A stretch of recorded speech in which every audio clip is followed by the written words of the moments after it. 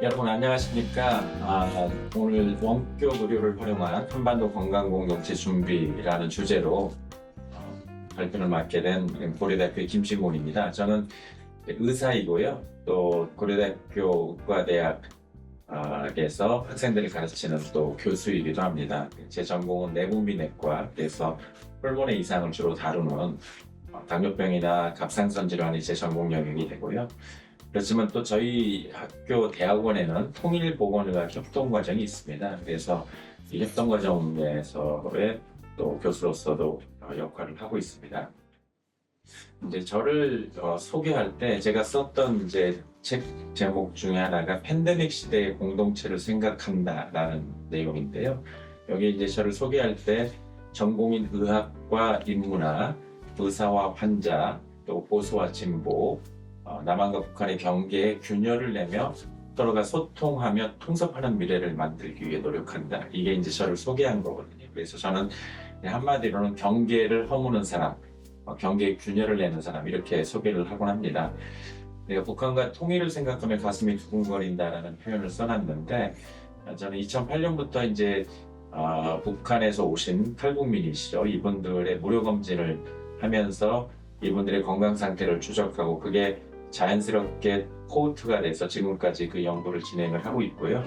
또 보건의료인들 중에 이제 통일보건에 관심이 있는 의료인들이 만든 학회인 통일보건의료학회에서 이사장으로 일했고, 현재는 남북보건의료교육재단, 그 교육을 매개로 남북한이 보건의료에서 교류하고 협력하자라는 취지로 2015년도에 만들어진 재단에서 상임이사로 일을 하고 있습니다.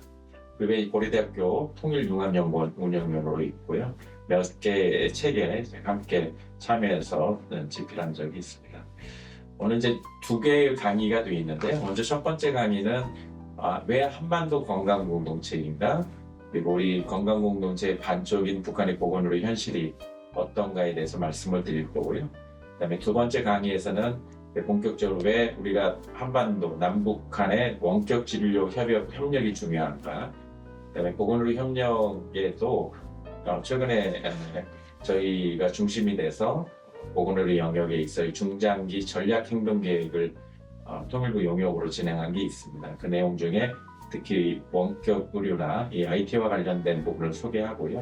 마지막으로 무엇을 준비할 것인가 하는 내용으로 두 번째 강의를 진행할 수 있도록 그렇게 하겠습니다. 제가 이제 학생들한테 항상 하는 질문이거든요. 생명의 무게는 다른가요? 보건의료인이 생명의 무게가 다르다고 판단해서는 안 되겠죠. 응급실로 오는 환자가 A라는 환자와 B라는 환자가 있을 때 생명의 무게가 다르다고 판단하고, 생명이 가볍다고 생각하는 환자를 뒤로 미룬다면 의료인이라고 할 수가 없겠죠. 그래서 원칙적으로는 이 강의를 듣는 모든 분들이 생명의 무게가 다르지 않다라고 하는 명제에는 동의하실 거라고 생각합니다. 그런데 이렇게 한번 질문해 볼게요. 한반도를 살아가는 생명의 무게는 다른가요? 다시 얘기하자면 한반도에 이남이라고 할 수 있는 우리나라, 그리고 이북이라고 할 수 있는 북녘 땅에서 살아가고 있는 사람들의 생명의 무게는 다른가요? 이런 질문을 해보면 어떻게 답변하실 것 같으세요? 오늘은 이제 그 내용들 때문에 제가 한반도 건강공동체를 다시 한번 생각하게 될 텐데요. 우리 통일보건의료학회에서 낸 책 중에 한반도 건강공동체 준비라는 책이 있습니다.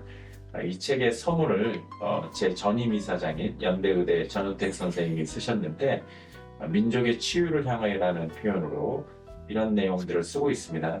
땅의 분단보다 심각한 거가 사람의 분단이고, 한국전쟁 때 어땠느냐?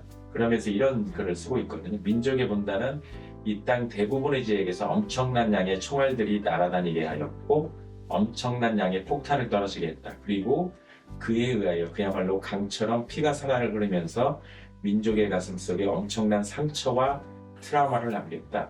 결국 이 분단 그리고 전쟁 이후에 남북 간의 증오와 의심들이 심해지고 지금 아주 극단적인 대립과 갈등의 상태가 지속되는 우리가 매일같이 목도하고 있죠.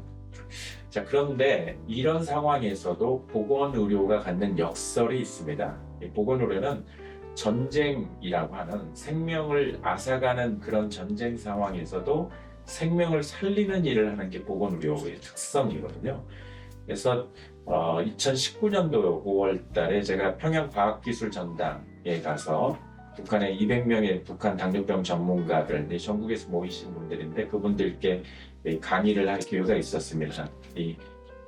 당시에 남북 관계가 트럼프와 이 김정은 사이에 갈라지면서 굉장히 안 좋았던 때고요. 그래서 고려대학교 교수로 제가 갔던 게 아니고 인터내셔널 라이프 페더레이션이라는 국제 기구의 일원으로서 제가 참석할 수 있었고 평양에서 진행된 평양 당뇨병 의학과학 토론회에 가서 강의를 했는데 제가 있는 동안에도 제가 5월 6일에 강의하는데 제가 간 건 5월 3일날 들어갔거든요. 5월 4일날 북한에서 또 미사일을 쐈습니다. 결국 미사일이라는 건 뭐죠? 생명을 앗아가는 살상무기인데 그런 살상무기가 발사되고 있는 현장에서 생명을 살리는 강의를 하는 거. 이게 사실은 역설이라고 할 수 있죠. 그래서 생명의 무게가 제가 다르냐라는 얘기를 했지만 우리가 코로나 때 경험하는 거, 코로나 때 마스크 쓰시고 백신 맞았던 이유가 뭡니까? 그거는 내가 내 건강을 지키기 위함이기도 하고 내가 건강해야 타인의 건강을 또 지켜줄 수 있고 타인이 건강해야 또 내 건강도 지킬 수 있다. 그래서 저는 이 코로나 때 우리가 한 번 더 공동체를 생각하게 되고 생명이 잇대어 있다라는 것을 생각하는 그런 교훈을 얻었다. 생명이 잇대어 있다는 건 이어져 있고 기대고 있다는 거거든요. 그래서 제가 Life is interconnecting and learning이라는 표현을 쓰는데 생명의 잇대음에 대한 교훈을 우리가 코로나 때 경험을 했고 내 생명뿐만 아니라 다른 생명도 공존하고 있다. 그거는 남북 공이 마찬가지라고 얘기할 수 있겠죠. 그래서 왜 한반도 건강 공동체를 얘기하는가 했을 때 첫 번째는 저는 이제 공감의 측면에서 얘기를 합니다. 저는 한반도 분단 이후에 전쟁을 치르고 지금까지 지속되고 있는 한반도를 70년이 넘은 중환자라는 표현을 쓰곤 하거든요. 중환자는 어떤 환자입니까? 스스로의 힘으로 회복될 가능성이 별로 보이지 않는 분단 문제가 단기적으로 해결될 기미가 보이지 않기 때문에 제가 중환자라는 표현을 쓰는데 이 중환자의 반쪽이 건강하다 해도 다른 반쪽이 건강하지 않으면 온전한 건강체라고 얘기할 수가 없겠죠. 남북의 상황이 딱 그렇습니다. 북한에서 태어난 분들의 기대 수명이 우리에 비해서 11년 정도가 짧은 걸로 돼 있고요. 영유아 사망률, 모성 사망률이 5배로 돼 있고 결핵 발생률도 6배로 돼 있거든요. 이게 그냥 수치로만 다가올 수 있는데 이제 이런 상상을 한번 해보세요. 만약에 내가 북한에서 태어났다. 만약에 우리 어머님이 북한에서 나를 출생시켰다고 한다면 혹은 우리 지금 젊은 이 엄마들이 북한에서 자녀를 출생시킨다고 한다면 사망 확률이 우리나라에 있는 아이들보다 태어나면서 5배가 넘는다는 거거든요. 또 출산하는 과정에 엄마가 사망할 가능성이 5배가 넘는다는 거죠. 그래서 그런 상상을 해보면 이게 그냥 만만한 문제가 아니라는 생각을 할 수 있을 거고요. 우리가 북한에 대해서 뭔가를 하자, 특히 인도적인 차원에서 생명을 살리는 일을 하자 할 때는 거시적인 차원에서만 고민하는 게 아니라 한 생명에 주목하자라는 얘기를 합니다. 내가 만날 수 있는 한 생명, 그 생명이 이때 있고 그 생명을 살리기 위해서 우리가 할 수 있는 일을 하자. 그게 70년 된 중환자를 치유하는 첫 걸음이다. 결국 우리가 이웃이 당하는 고통과 아픔을 무감하지 않고 그래서 이역 만리에서 문제가 생겨도 거기 가서 긴급 구호하고 하진 않습니까? 아프리카의 아이들이 힘들어서 죽어가거나 병들어서 죽어가는 모습을 보면 가슴 아파하고 그 문제를 해결하기 위해서 혹은 내가 십시일반 도와주기 위해서 노력하는 것, 그게 바로 사람을 사람답게 하는 엠퍼시라고 얘기할 수 있는데 바로 우리 이웃나라 그리고 한민족인 북한 동포들이 당하는 생명의 문제, 생명의 위협, 이거를 우리가 무감할 수는 없다. 그게 한반도 건강 공동체를 생각하게 하는 첫 번째 이야기라고 할 수 있고요. 실제로 2020년, 2021년 사이에 북한이 삼중고로 굉장히 힘들었고요. 위아픔도 못 들어갔거든요. 그리고 당시 국경봉쇄로 사실 코로나가 자발적인 국경봉쇄, 그래서 북한이 어떤 유엔 제재보다도 강력한 육해공을 완전히 스스로 자발적으로 봉쇄를 했거든요. 그런 상황에서 얼마나 힘들었겠습니까? 물론 먹고 살만한 사람들은 뭐 괜찮았겠지만 경제적으로 어려운 취약계층들은 굉장히 힘든 시기를 거쳤을 거라고 생각을 하고요. 뿐만 아니라 뭐 뉴스 보셨겠지만 2024년 7월 얼마 전이죠. 불과 3개월 전에 압록강에 60년 만에 된 홍수가 있었고요. 보면은 아예 마을이 없어져 버리는, 지금 야간 조명 감소라고 돼 있는 이 남산 의주역이라고 하는 사람이 살고 있는 지역에 불이 없어져 버렸거든요. 한 마을이 없어지는 홍수들이 있었고, 그것도 보시면 왼쪽에 있는 그림을 보시면 오른쪽에 있는 그림을 보시면은 그 사람이 살고 있는 그런 지역이었는데 이게 황토 색깔로 바뀌지 않았습니까? 결국 얼마나 많은 생명이 이 홍수로 인해서 잃었을까를 생각하면 사실 굉장히 가슴 답답한 일이긴 한데, 그럼에도 불구하고 북한은 지원을 받지 않겠다고 그랬고요. 우리가 무엇을 할 수 있을까 좀 안타까움으로 바라보는 상황인 것 같습니다. 두 번째는 그런 안타까운 마음이 아니고도 실제로 북한에 살고 있는 생명체가 건강해야 우리도 건강할 수 있고요. 이게 무슨 얘기냐면 남북한의 위험의 동시관리, 공동관리가 필요하다는 거죠. 한반도는 22만 평방킬로미터라고 하는 아주 작은 땅덩어리를 공유하고 있거든요. 이 사진 보시면 이게 미세먼지 사진인데요. 미세먼지가 북한과 남한을 가리지 않죠. 북한발 미세먼지도 만만치 않습니다. 바이러스와 세균이 DMZ가 있다고 남북을 가리지 않죠. 때문에 우리가 이런 위험의 공동관리를 위해서라도 북한 지역에서의 그런 병들이 창궐하지 않도록 하는 건 굉장히 중요하다. 대표적인 게 말라리아였는데 우리나라 말라리아는 거의 없어졌었거든요. 근데 어느 순간 말라리아들이 우리나라에 생기기 시작했는데 휴전선이 인근에서 생기기 시작한 거거든요. 그게 북한 지역 말라리아, 모기가 결국 말라리아를 매개하기 때문에 북한 지역 군인을 모은 모기가 우리 군인을 물게 되면 말라리아에 걸리게 되는 거죠. 그래서 북한발 말라리아가 DMZ를 넘어서 우리에게 오게 됐고, 결국 그 문제를 해결하는 것은 예전에 개성공단이 열렸을 때 북한발 말라리아를 강력하게 한 노력을 하면서 북한 말라리아가 없어지니까 우리 역시 없어지는, 이게 바로 한반도의 위험의 공동관리의 측면에서 우리가 공동체를 생각해야 되는 얘기라고 할 수 있고, 이건 제가 아까 말씀드린 2019년도에 북한의 평양의 고려호텔에서 평양 하늘을 찍은 건데 굉장히 맑은 하늘인데 이런 화력 발전소로 인해서 이렇게 매연들이 있는 걸 확인을 했고요.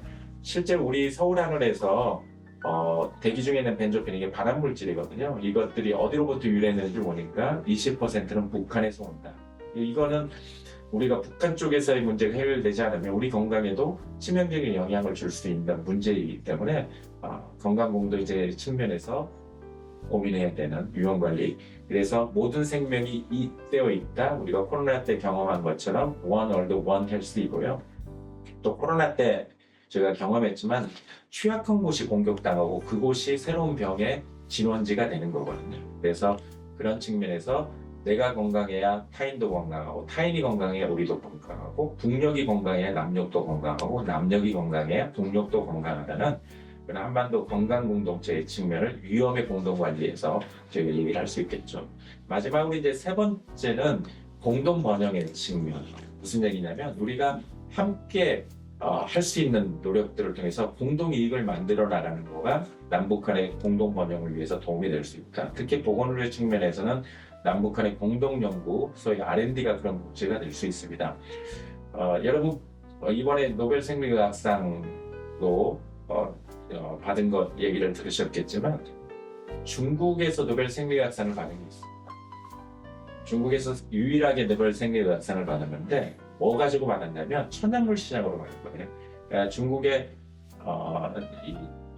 황제내경부터 내려오는 옛날에 책에 나와 있는 열병 치료하는 그게 천연물이거든요. 거기로부터 추출한 것을 현대 기술을 가지고 약을 개발해서 그게 말라리아 치료제가 됩니다. 그래서 매우 싼 가격에 수백만 명의 생명을 지킬 수 있는 약을 개발한 공로로 노벨 생리학상을 중국이 공동 수상하게 되는데, 그게 소위 베드사이드 벤치 역순의 약물 개발을 얘기합니다. 대개는 실험실에서 연구하고 그걸 가지고 약을 만들었다면 북한에서 이미 신약들이나 이런 것들이 들어가지 못하는 상황이기 때문에 나름대로 천연물 가지고 보존적으로 해오는 보리약들이 있거든요. 그 중에 효과가 있을 법한 것들을 우리가 현대적 기술을 가지고 거꾸로 약물 개발한다면 우리도 그런 작품을 만들어낼 수 있는 거죠.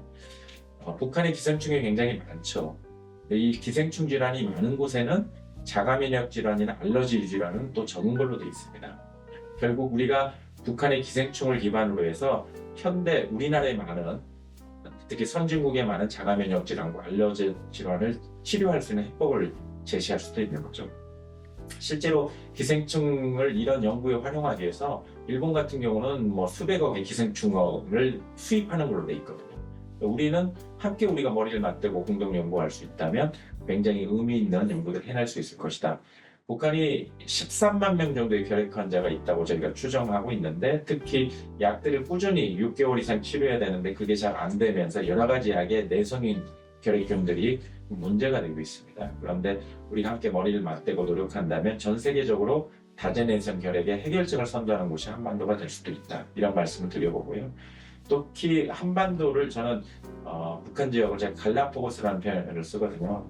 메디컬 리서치 필드, 의학 연구 영역에서 갈라파고스, 그러니까 고립되어 있는 북한과 개방되어 있는 우리, 유전적으로 매우 동일한데 오랜 분단을 통해서 환경이 달라졌고 질병의 양상이 달라졌기 때문에 이거는 굉장히 기념비적인 문명사적으로 의학 역사에 의미 있는 연구가 될 수 있습니다. 한반도는 전 세계적 차원에서 매우 독특한 코어트이기 때문에 우리가 서로 교류하고 협력하면서 유전적인 것들이 유사하지만 환경이 질병에 미치는 영향을 7,500만 명을 비교할 수 있는 그런 연구를 해낼 수 있는 곳이 한반도다, 이렇게 얘기할 수 있겠죠. 자, 남북관계는 매우 비관적이긴 하지만 저는 그럴 때일수록 보건의료 교류 협력을 해야 됩니다. 왜? 생명이 이곳에도 있고 북에도 있거든요. 그 생명을 연결하는 끈은 아무리 절망적인 상황에서 우리가 놓아서는 안 된다는 생각을 하게 되고요. 여러분, 헥소고지라는 영화가 있는데 안 보신 분은 한번 보시면 좋겠어요. 이 헥소고지에 나오는 주인공은 미국 군인으로 자원을 합니다. 왜냐하면 친구들이 다 그때 2차 세계대전 때 자원에서 들어가니까 본인도 애국하기 위해서 가긴 하는데 종교적인 이유로 총을 드는 걸 거부해요. 총을 들지 않는데 군대 가면 뭘 할 수 있겠어요. 그래서 의무비용을 하거든요. 그래서 무기 없이 75명의 생명을 구한 실제 전쟁 실화거든요. 이 영화의 마지막 부분을 보면 미군과 이제 일본군이 싸우는데 미군들을 구해내지 않습니까? 저렇게 들쳐매고 구원에다가 나중에 들쳐먹고 오는 걸 보니까 일본군을 들쳐매고 와요.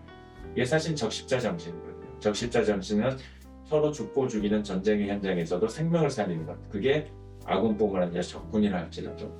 이게 아까 말씀드린 보건의료 역설이죠. 여러분, 마틴 루터 킹은 잘 아시잖아요. 그런데 오른쪽에 있는 말콤 X는 아는 분도 있고 모르는 분도 있을 거예요.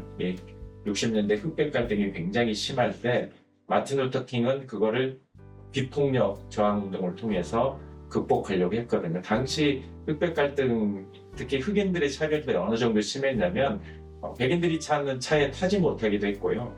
탄다 할지라도 버스 뒤쪽에 몰려 있어서 앞에 빈자리가 있어도 백인 자리이기 때문에 거기 앉을 수 없었고 선거권, 참정권도 없었던 시대가 있었죠. 그리고 그런 흑인들에 대한 차별들이 굉장히 심했기 때문에 그거를 아주 비폭력 방식으로 저항하고 그 문제를 해결하겠다는 것은 굉장히 나이브한 것처럼 보일 수 있었어요. 그래서 말콤 X는 당시에 이런 마틴 루터 킹의 이 비폭력 저항 운동을 되게 나이브하게 비판하고 폭력, 소위 혁명을 통해서 백인들을 타도의 대상으로 설정하고 하는 운동들을 했거든요.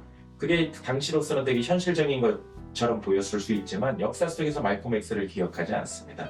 전 세계 교과서에서 마틴 루터 킹을 기억하는 것은 당시로서는 굉장히 나이브한 것처럼 보였지만 세상을 변화시키는 그런 비전을 가지고 결국은 그게 어느 순간 현실이 될 거라는 그런 꿈을 가지고 그런 운동들을 해왔던 거거든요. 저는 남북한의 지금 적대적인 갈등 상황이긴 하지만 생명운동은 그런 미래의 뭔가 시대를 바꾸는 그런 흐름으로 저는 전환될 수 있을 거라는 기대를 하고 있습니다. 그래서 보건의료는 남북한 두 이방인들을 같은 문법으로 소통하게 하고 통일적으로 사람의 통합을 위한 가장 따뜻한 치유의 도구라고 이렇게 요약할 수 있겠고요. 북한의 보건의료 현실에 대해서 제가 간단히 이제 말씀드리고 제 강의를 마무리하려고 합니다. 북한에 가면 이런 이제 병원들이 쫙 모여 있는 병원 거리들이 있고요. 제가 방문했던 옥류 아동병원이고요. 거기 가면은 이 아이들 입원해 있는 아이들이 병원 학교처럼 이렇게 운영하는 것들, 유명 안과병원 이런 걸 보면 상당히 병원에 현대화된 이런 병원들, 특히 문수기능회복원은 가장 최근에 만들어진 재활병원인데 시설들이 상당히 잘 되어 있습니다. 평양종합병원은 북한의 코로나 때 이 병원을 짓겠다. 그래서 1200병상 정도의 쌍둥이 병원을 불과 7, 8개월 만에 건물을 다 지었거든요. 북한 참 대단한 나라이긴 한데 그리고 그것들을 선전하면서 인민들에게 더 좋은 의료상 혜택을 안겨주자고 저 뒤에 보이는 1번, 2번 쓰여 있는 게 완공되지 못한 건물은 올라섰지만 완공되지 못한 평양종합병원이거든요. 겉으로 건물들은 이렇게 지을 수 있지만 그 안에 있는 의료 장비는 전부 CT, MRI, 인공호흡기 전부 다 유엔 제재, 여기 컴퓨터가 들어가기 때문에 유엔 제재 목록이거든요. 그러니까 그런 장비들을 채울 수가 없죠. 건물은 세웠지만 병원이 제대로 돌아갈 수 없는 상황이고요. 그렇지만 이게 이제 평양이거든요. 그래서 저는 북한을 두 개의 공화국이 있다. 평양공화국과 평양박공화국이라는 이런 표현을 쓰거든요. 이 북한의 전반적인 의료 현실은 평양과는 또 다르고요. 원래 북한이 자랑했던 거는 전민 무상의료 체계거든요. 무상의료를 하겠다. 이게 또 그래서 북한에서 옛날에 60년대에 삐라들 오고 그러면서 박정희 대통령이 우리도 그러면 전국민 의료보험 하자 그래서 70년도에 의료보험을 하게 된 그런 자극이 되기도 했는데 북한 의료가 이제 장점으로 내세우는 게 이제 무상의료다. 그다음에 정성의료, 환자를 대하는데 정성을 다한다. 그다음에 예방의학. 예방의학은 이제 사회주의학의 특징이긴 하거든요. 그래서 병이 생기기 전에 예방한다. 대신 이제 첨단의학의 발전은 좀 더딜 수 있는 부분이 있는 거고요. 고려의학, 동서의학을 같이 통합해서 하는 거 이것도 북한이 장점으로 내세우고 있는 부분이기도 하고 또 한 가지 이제 북한이 장점으로 내세우는 게 의사 담당 구역제거든요. 의사 담당 구역제라는 거는 다른 말로 호 담당 구역제 이렇게 얘기해서 한 100가구나 이제 150가구를 전담할 수 있는 의료진들을 지정을 하는 겁니다. 그러면 그 의료진은 그 100가구나 이제 150가구의 가정들을 그냥 속속들이 다 알고요. 주치의처럼 활동하는 거죠. 그래서 기생충약 먹으라고 그러는데 안 오면은 와서 기생충약 주기도 하고 홍역 백신 맞으라고 그러는데 나타나지 않으면 직접 방문해가지고 놔줄 수 있는 그런 건 되게 강점인 북한 의료의 특징이라고 할 수 있는데 그런데 이게 경제적으로 윤택한 나라에서는 무상의료가 굉장히 매력적이죠. 대표적으로 스칸디나비아 제3국이라고 하는 스웨덴이라든지 네덜란드, 덴마크 이런 나라들에서는 4, 5만 불의 국민소득이니까 6만 불까지 하는 그러니까 무상치료제가 먹힐 수 있죠. 국가가 돈이 있고 그 돈을 가지고 의료 장비, 약품 다 무상으로 공급해 주니까 그런데 북한은 이제 90년대 후반에 고난의 행군 시기를 거치면서 사회주의 체계가 붕괴되고 자연재해를 거치면서 경제적으로 굉장히 어려운 상태 그때 적어도 수십만 명에서 많게는 200만 명 정도가 사망했을 거라고 저희가 추정하는 비극적인 시기가 있었거든요. 그러면서 사실은 굉장히 어려워졌고 국가가 돈이 없으면 당연히 병원에 가도 의약품이 없겠죠. 의료 장비 현대화될 수 없겠죠. 이런 상황들이 벌어지면서 북한이 국가가 책임지지 못하니까 장마당을 열었고요. 장마당에서 의료가 행해지는 소위 장마당 의료라는 왜 이런 게 이루어지느냐 우리나라에 오신 이제 탈북민들한테 설문을 해보면 장마당에서 약 구입을 해본 적이 있느냐 약 구입을 해본 적이 있다가 전체 70%에 해당하는데 왜 그러느냐 병원에 가니까 무상의료지만 약이 없다는 거죠. 병원에서 처방받은 약을 의사가 처방전 사주면 그걸 가지고 약국에 가는 게 아니라 장마당 약을 구입하는. 북한도 이제 이 문제의 심각성을 알아서 요즘은 이제 전문 약국들을 좀 만들고 있지만 어쨌든 국가에서 무상으로 약을 공급하던 그런 얘기는 옛날이요 얘기가 돼버린 거죠. 자, 시인민병원 제가 어디라고 얘기하지 않겠지만 실제로 코로나 이전까지 해서 시인민병원에 가서 진료했던 우리 외국 국적의 의료인들의 얘기를 들어보면 시인민병원의 마취 장비 마취할 때 없으면 가스로 해서 저희가 인공호흡기로 하는 이런 마취 장비 그 다음에 우리 심폐소생기 이 디피브레이터라고 전기 충격하는 거 우리 뭐 지하철역이나 곳곳에 가면 다 있는데 시인민병원에도 이런 마취 장비와 심폐소생기가 없다는 얘기를 제가 듣고 역시 평양과 평양 밖은 너무 다르다는 생각을 한 적이 있습니다. 이런 게 지금 현재 북한의 의료 현실일 수 있고요. 제가 이제 2강을 위해서 몇 가지 프리테스트 질문을 좀 드려볼게요. 남북한 주민의 혈압은 어디가 높을까요? BMI라는 게 비만 지수인데요. 남녀 공이 비만한 거는 우리가 더 비만합니다. 그런데 실측한 혈압은 북한 주민들의 혈압이 더 높은 걸로 되어 있고요. 당뇨병의 유병률은 어떨까요? 이건 우리가 물론 많습니다. 그런데 북한도 많아져서 지금은 한 5% 정도 육박하는 걸로 발표하고 있고, 도시 지역에서 당뇨 환자의 한 3분의 2 정도가 있는 걸로, 70% 이상 있는 걸로 돼 있고, 우리 정도는 아니지만 우리의 반 가까이 육박할 정도로 최근 들어서 많아지고 있고, 특히 평양은 이제 북한에서도 상대적으로 잘 사는 지역이잖아요. 2018년 통계에서 9.2%. 반면에 북한에서 이제 경제적으로 제일 어려운이라고 하는 자강도 이런 데서는 2% 정도로 평양 내에서도 거의 4배 이상의 당뇨병 유병률에 차이가 있는 것을 보고한 바가 있습니다. 자, 세 번째로 북한에서 가장 많은 사람의 생명을 앗아가는 질환은 무엇일까요? 이게 1990년도에 북한의 질병 버든이나 질병 부담을 평가한 건데, 그때 보면 이스케마 하트 디지즈라고 IH대가 허혈성 심장 질환이고요.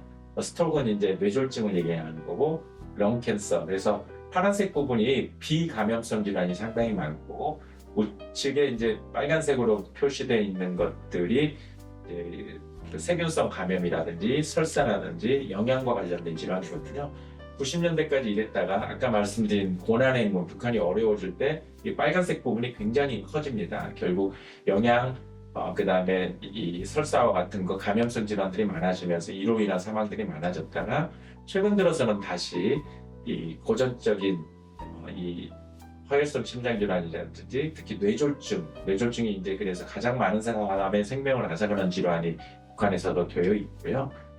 그렇기 때문에 우리가 비감염성 질환들도 이제는 북한과 교류 협력할 때 굉장히 중시해야 되는 질환이 되었다. 앞으로 북한에서 가장 문제가 될 질환은 무엇일까라는 질문을 던져보면, 이게 이제 러시아가 사회주의 체계에서 개방되면서 러시아의 90년대부터 2000년대 초반까지 심장질환과 캔서, 암이 계속적으로 증가하더라. 이거는 이제 사회주의 체제에 익숙했던 사람들이 거기를 체제가 이제 자본주의화되면서 느꼈던 그런 어려움들, 또 경제적인 문제, 또 스트레스, 이런 것들이 이런 만성질환들을 증가시킨다라는 걸 보여주는 거고요. 북한이 언젠가 개혁 개방으로 나오게 된다면 이런 일들이 북한에서도 재현될 가능성이 있겠다. 그리고 전체 인구 중에 65세 이상의 노인 인구들이 북한도 역시 꾸준히 증가하고 있고, 0세에서 14세에 해당하는 아이들의 인구는 감소하는, 우리 정도는 아니지만 북한도 그렇게 해서요. 전체적인 출생률이 우리는 지금 2명이 아이 낳는 게 0.7, 그래서 전 세계에서 가장 낮은 출산율을 보이고 있는데, 북한도 지금 2명 이하로 줄어들고 있어서 북한도 시간이 지나면 노령 구조가 많아지는, 결국 그로 인한 만성 질환들이 많아지는 인구 구조로 바뀌어가고 있다. 때문에 북한의 미래의 질병 부담을 보자면 세 가지의 단서로 저희가 추정해 볼 수 있는데, 사회주의 체제 이행국의 경우 감염성 질환은 줄고 심장병이나 암과 같은 비감염성 질환의 부담이 증가하더라. 또 북한이 지난 15년 동안 만성 질환의 부담이 꾸준히 증가해왔고, 북한도 앞으로 출산율이 감소하고 기대 예방과 노령 연구가 증가할 거기 때문에 북한의 만성 질환의 증가가 예견된다. 그렇다면 이런 질환과 관련된 원격 의료 영역에서의 필요가 증가할 가능성이 있다. 감염성 질환이라 할지라도 감염성 질환을 원격으로 모니터링하는 거 굉장히 중요할 수 있기 때문에 앞으로 언젠가 다가올 팬데믹이 북한에 또 문제가 될 거고, 이것들을 준비하는 노력들은 필요하다, 이렇게 말씀을 드릴 수 있겠습니다. 네, 여기까지 제가 1강 강의를 말씀드렸고요. 다음 2강에서 다시 뵙도록 하겠습니다. 경청해 주셔서 감사합니다.